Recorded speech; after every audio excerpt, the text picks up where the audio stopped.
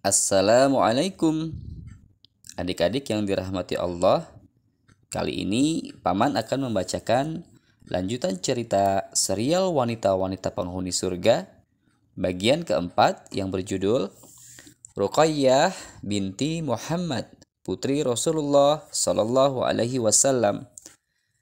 Cerita ini diambil dari buku serial wanita-wanita penghuni surga, buah karya Ustadz Nizar Sa'ad Jabal dan Aiman Umar bin Abdul Aziz. Untuk adik-adik yang ingin membacanya langsung, bisa adik-adik beli bukunya ya di toko-toko buku terdekat di kota adik-adik. Yuk, sekarang kita simak ceritanya. Ruqayyah binti Muhammad, putri Rasulullah Shallallahu Alaihi Wasallam. Ahlul Bait. Adik-adik yang dirahmati Allah, tentu putra-putri Rasulullah Shallallahu Alaihi Wasallam adalah orang-orang yang sangat dimuliakan di dalam Islam. Selain keturunan Rasulullah, mereka juga anak-anak yang saleh dan solehah. Mereka dididik oleh manusia paling mulia. Mereka dibesarkan oleh para ummahatul mukminin, para istri Rasulullah, yang juga dimuliakan Allah. Kali ini kita akan mengenal lebih dekat salah satu putri Rasulullah Shallallahu Alaihi Wasallam. Siapakah dia?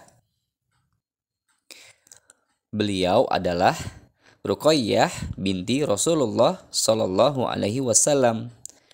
Ruqayyah adalah putri Ummul Mukminin Khadijah binti Khuwailid radhiyallahu anha.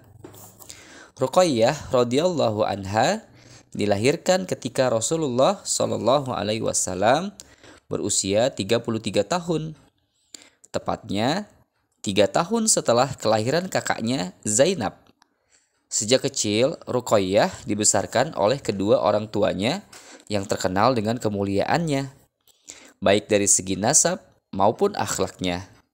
Ruqayyah tumbuh dengan kasih sayang Rasulullah dan Khadijah. Ruqayyah menyaksikan peristiwa penting di dalam Islam, yaitu diutusnya ayahnya Muhammad menjadi Rasulullah, sekaligus penutup para nabi. Ruqayyah masuk Islam bersama dengan keluarganya dengan senang hati.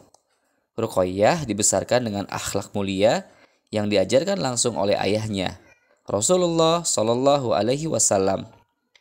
Ruqayyah tumbuh hingga menjadi sosok wanita mulia berkat didikan kedua orang tuanya. Beranjak dewasa. Ketika dewasa, Ruqayyah menjadi seorang muslimah salehah, sehingga banyak pemuda-pemuda Quraisy yang ingin meminangnya. Ruqayyah dan putri Rasulullah Shallallahu Alaihi Wasallam lainnya adalah wanita-wanita salehah yang menyenangkan kedua orang tuanya, lantaran budi pekertinya yang luhur. Ketika beranjak dewasa, Ruqayyah dipinang oleh salah seorang pemuda pembesar suku Quraisy. Ketika itu, Ruqayyah dipinang oleh putra Abu Lahab.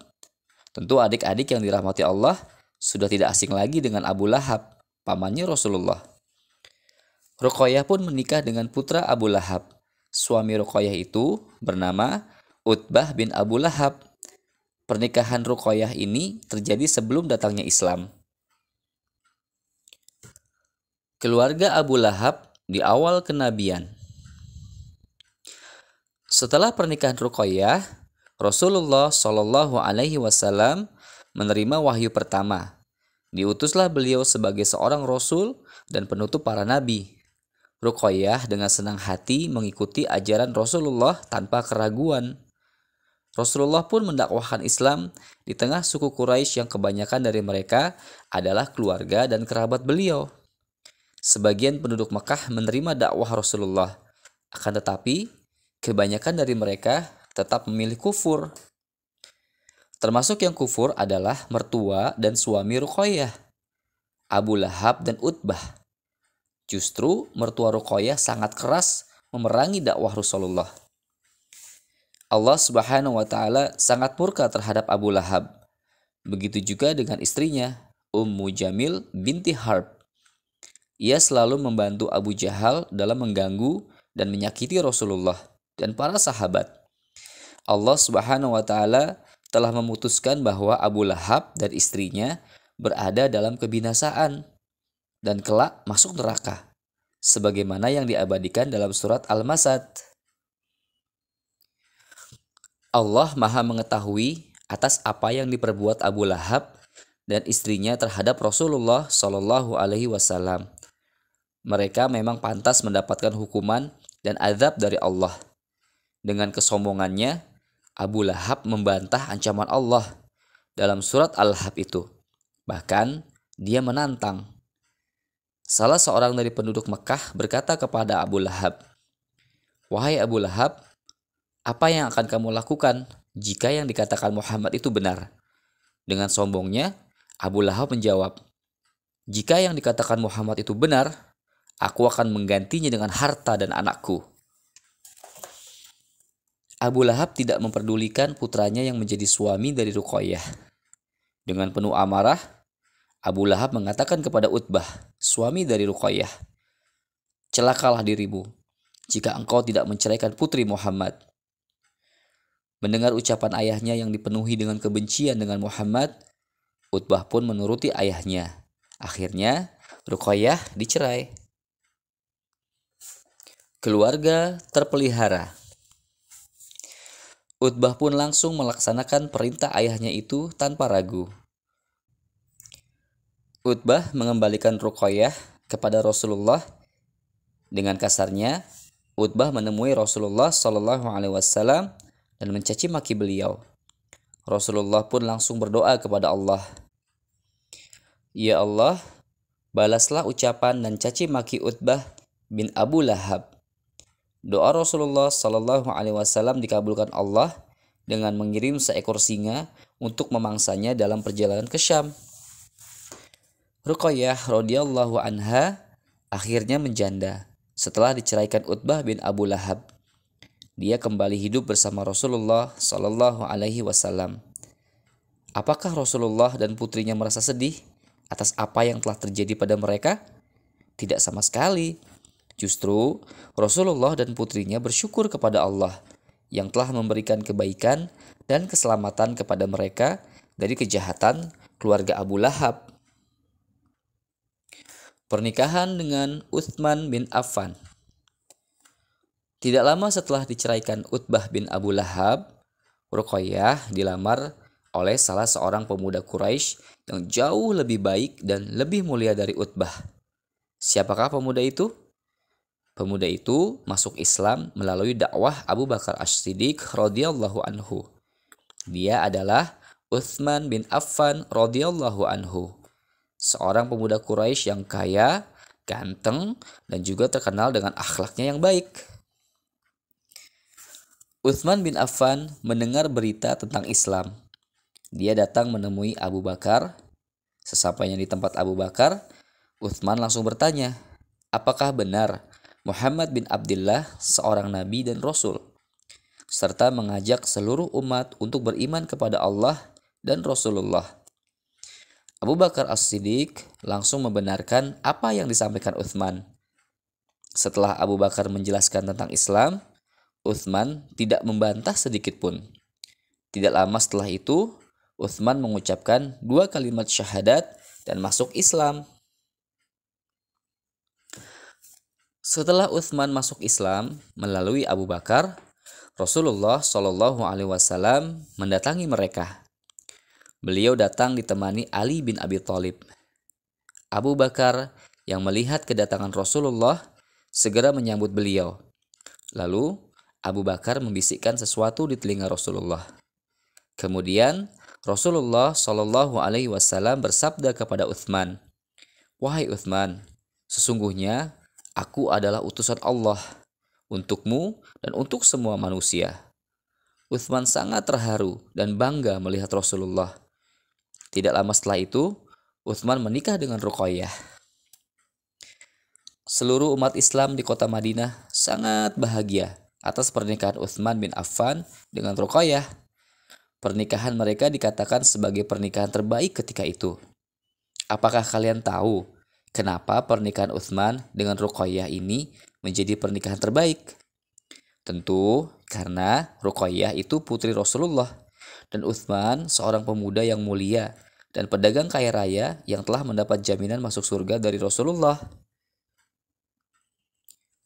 Dari pernikahan Utsman dengan Ruqayyah ini, Allah mengaruniakan kepada keduanya seorang anak lelaki yang bernama Abdullah. Abdullah tumbuh dewasa di bawah didikan ayah yang mulia, ibu Ahlul Bait. Ketika Abdullah berumur 6 tahun, dia mendapatkan musibah. Seekor ayam jantan mematok mata Abdullah, sehingga dia jatuh sakit, sampai ajal menjemputnya. Abdullah wafat di usia kanak-kanak. Hijrah ke negeri Habasyah. Pernikahan Ruqayyah dengan Utsman bin Affan benar-benar mendatangkan kebahagiaan bagi Ruqayyah. Ketika itu, keluarga Rasulullah dan kaum muslimin di Mekah sedang mengalami tekanan dan permusuhan yang keras dari orang kafir Quraisy. Ruqayyah dan keluarga Rasulullah yang lain merasakan kesulitan yang berat. Orang kafir Quraisy menteror kaum muslimin dengan berbagai tindak kekerasan. Akan tetapi, Allah tidak menyia-nyiakan orang-orang yang beriman. Ketika itu, Abu Jahal mengajak seluruh orang kafir Quraisy untuk memusuhi, mencaci, menghina, bahkan menyiksa umat Islam. Dia mengajak mereka agar tidak berhenti melakukan kejahatan terhadap kaum muslimin di kota Mekah. Abu Jahal tidak segan-segan menyiksa siapapun yang mengikuti ajaran Rasulullah. Rasulullah SAW ingin agar keluarganya dan umat Islam mendapatkan ketenangan dan kedamaian bagi mereka, terbebas dari kejahatan Abu Jahal dan teman-temannya. Rasulullah SAW memerintahkan sebagian kaum muslimin untuk hijrah dan pindah ke negeri Habasyah. Beliau mendapat kabar bahwa negeri itu dipimpin oleh seorang raja yang baik hati. Ia adalah Raja Najasyi. Raja itu akan memberikan kebebasan dan kedamaian untuk tinggal di negaranya. Utsman tidak menyia-nyiakan kesempatan itu. Utsman mengajak Ruqayyah ikut dalam hijrah tersebut. Ruqayyah mendapatkan ketenangan, kedamaian, dan terbebas dari berbagai macam kejahatan kafir Quraisy. Di negara Habasyah, Utsman dan Ruqayyah diperlakukan dengan sangat istimewa oleh Raja Najasyi yang baik hati. Di Habasyah, Ruqayyah selalu menunggu kabar perihal Rasulullah dan kaum muslimin. Tersiar kabar bahwa Hamzah bin Abdul Muttalib dan Umar bin Khattab radhiyallahu anha telah masuk Islam. Kabar tersebut menjadikan Ruqayyah ingin segera kembali ke Mekah. Maka Ruqayyah dan Utsman kembali ke kota Mekah menemui keluarganya. Kedatangan mereka disambut oleh Rasulullah SAW dan kaum muslimin lainnya. Orang kafir Quraisy mengetahui kembalinya rombongan Utsman dari negara Habasyah. Mereka semakin menzalimi kaum muslimin, lebih hebat dari sebelum hijrah. Keluarga Utsman pun sangat menderita akibat kezaliman mereka. Maka Utsman meminta izin kepada Rasulullah untuk kembali hijrah ke Habasyah. Yang kedua kalinya. Akhirnya Utsman dan Ruqayyah kembali hijrah ke Habasyah. Utsman dan Ruqayyah ikut serta berdakwah dan mengajarkan Islam kepada Raja Habasyah. Kaum muslimin hidup tentram dan damai di sana. Mereka sangat dilindungi oleh Raja Najasyi. Walau hidup senang di sana, Ruqayyah rindu dengan ayahnya dan ibunda tercinta Khadijah binti Khuwailid. Keinginan Ruqayyah untuk kembali ke Mekah mulai muncul. Terlebih setelah tersiar kabar bahwa banyak penduduk kota Mekah telah masuk Islam.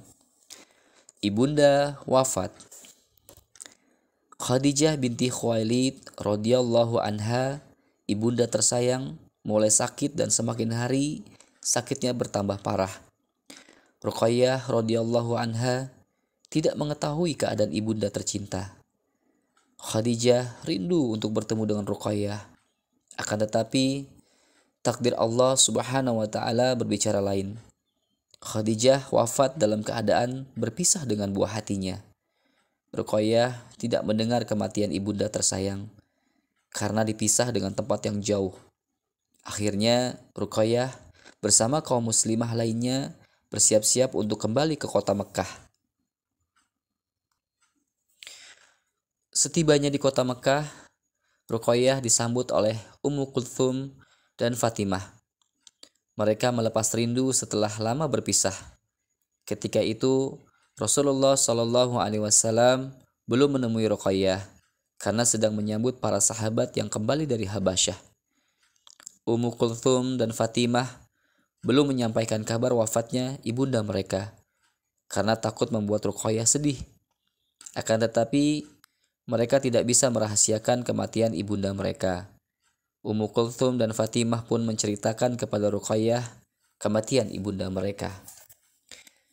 Setelah Ruqayyah mengetahui bahwa ibunda tercinta telah wafat, beliau merasa sedih sekali. Ruqayyah memohon kepada Allah agar diberikan kesabaran atas musibah yang dihadapinya.